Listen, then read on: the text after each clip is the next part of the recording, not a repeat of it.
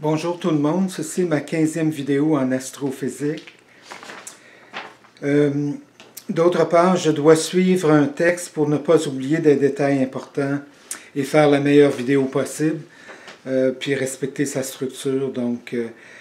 Et pour ceux qui trouvent ma vidéo sans passer par mon site internet, je me présente.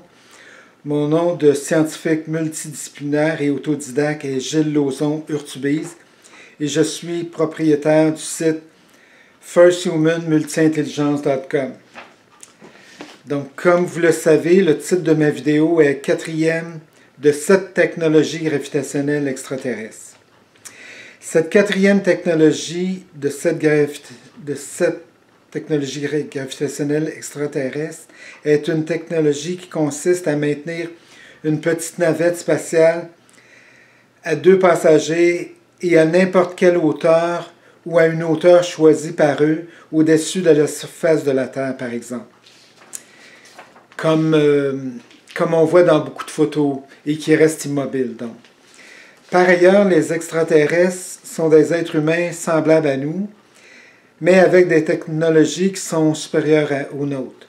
Parce qu'entre autres, ils sont capables de quitter leur planète qui est semblable à la nôtre et de voyager jusqu'à nous après avoir parcouru des distances qui varient entre 100, 150 ou 200 UA, unités astronomiques, ou plus encore, de nous. Donc, dans mon cas, ma 4e technologie,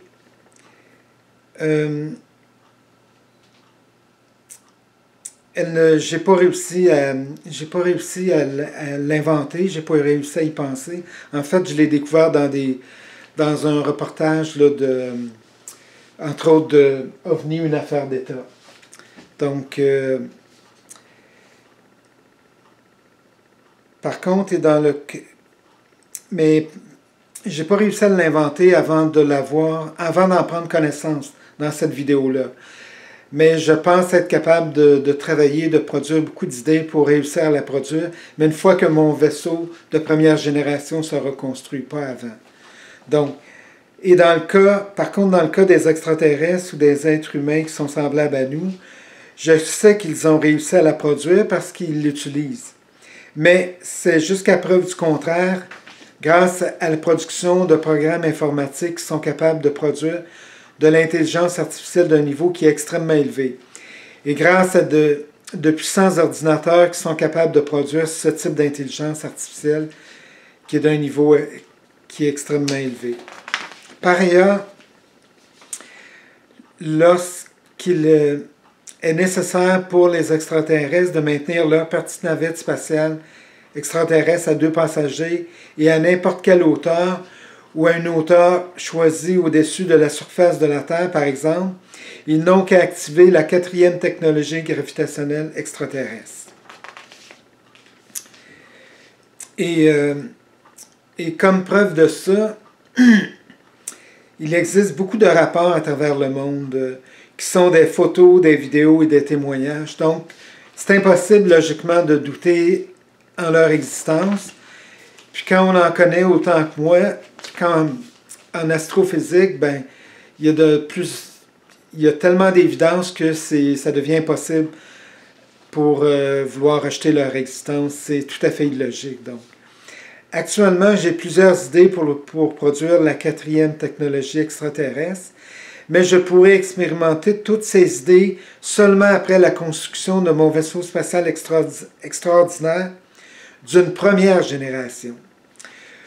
Pour vérifier s'il est capable de la faire. S'il n'est pas capable, de produire une grande quantité d'expérimentation, si ça ne fonctionne pas, de produire beaucoup de modifications ou autre type de modifications, ou la construction d'un 2e vaisseau si nécessaire. Jusqu'à ce que je réussisse à produire cette 4e technologie gravitationnelle extraterrestre.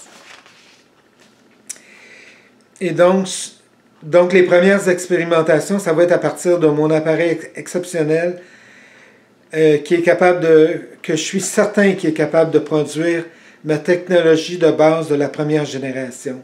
Et en principe, entre 99 et 100%, même 100%, ma technologie de base, mais d'une deuxième, en fait, ma deuxième technologie nouvelle, d'une deuxième génération qui équivaut à une gravité de surface qui est la même que celle de la Terre. Donc. Et dans le cas de la troisième, ça devrait être entre 90 et 100% les chances de pouvoir réussir la troisième technologie extraterrestre gravitationnelle. Donc. Mais évidemment, c'est seulement après avoir construit mon vaisseau spatial extraordinaire et après avoir produit plusieurs essais. Donc c'est ça. Pour le moment, je ne peux pas en dire plus sur les caractéristiques de mon appareil exceptionnel qui puisse produire ma technologie de la troisième génération. Tant et aussi longtemps que mon brevet de mon vaisseau spatial extraordinaire ne sera pas dûment déposé et protégé dans tous les pays du monde qui nécessitent son dépôt. De plus, je peux vous donner mon opinion. Entre-temps, je peux vous donner mon opinion sur tous les sujets d'astrophysique qui ne peuvent pas mettre en danger mon brevet. De sorte que dans de futures vidéos, je vous donnerai mon opinion sur d'autres sujets du fonctionnement de l'univers, entre autres. Par ailleurs, lorsque vous verrez une petite maquette de mon vaisseau spatial extraordinaire, vous en serez abasourdi et automatiquement séduit par son allure extraordinaire. Pardon. D'ailleurs, lorsqu'il sera connu des gens d'Hollywood, je serais très surpris que l'un d'entre eux ne veuille pas faire un film avec mon modèle de vaisseau spatial, tellement il est beau. De plus, à travers mes études autodidactes en astrophysique, à partir de zéro connaissance, qui ont commencé en début février 2014, et qui m'ont permis de réussir à décoder le fonctionnement de l'univers à l'échelle macroscopique, il n'y a dans cette théorie mère aucun mystère que je n'ai pas réussi à décoder ou à résoudre par rapport au fonctionnement de l'univers. Et s'il reste des mystères à découvrir que je n'ai pas encore rencontrés, je doute sincèrement qu'un quelconque mystère de l'univers puisse résister à mes puissances intellectuelles très élevées en investigation, en réflexion, en analyse extrêmement approfondie et en inventivité très poussée de toutes sortes, en plus de mes autres formes d'intelligence qui sont très importantes et que je pratique quotidiennement.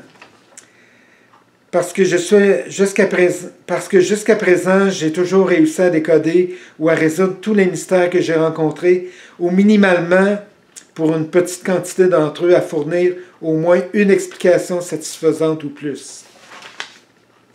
Et parmi toutes mes théories mères qui entrent dans mon imposante théorie mère du fonctionnement de l'univers à l'échelle macroscopique, il n'y a aucune d'entre elles qui puisse être qualifiée de théorie d'une ou plusieurs pensées magiques accommodantes, pensée magique mathématique accommodante ou quelconque autre forme de pensée magique accommodante.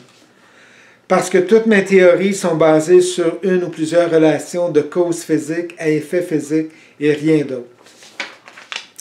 D'autre part, s'il arrive dans un futur approché que j'en vienne à me rendre compte que l'une de mes théories, de ma théorie du fonctionnement de l'univers n'est plus acceptable, je vais la modifier le plus tôt possible. Mais est-ce possible que l'une de mes théories devienne complètement erronée?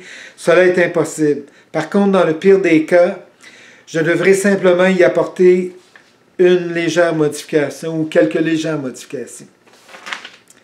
En conclusion, mes ambitions intellectuelles et humanitaires et ma responsabilité en tant que scientifique multidisciplinaire et autodidacte et humaniste, c'est de faire avancer les connaissances de l'humanité. Aussi, de protéger tous les membres de la société le plus que je le peux par la construction d'un site Internet et ou un réseau Internet de rencontres et qui puisse protéger tous les membres de la société, beaucoup plus que tous ceux qui existent actuellement. Aussi de protéger l'environnement le plus que je le peux parce qu'elle est la seule maison que nous avons et de protéger le plus que je le peux tous les animaux de la nature parce qu'en les protégeant, c'est nous aussi que nous protégeons, compte tenu du fait qu'ils renferment des quantités incommensurables de connaissances qui sont extrêmement utiles pour nous pour produire des médicaments et toute autre sorte d'inventivité mécanique comme la bio, tout ce qui ressemble à la nature et tout ce que l'on retrouve dans la nature. Donc. Et en ce qui me concerne, le terme impossible est un terme que je ne respecterai jamais et tant et aussi longtemps que je serai suffisamment en bonne condition physique, intellectuelle et mentale.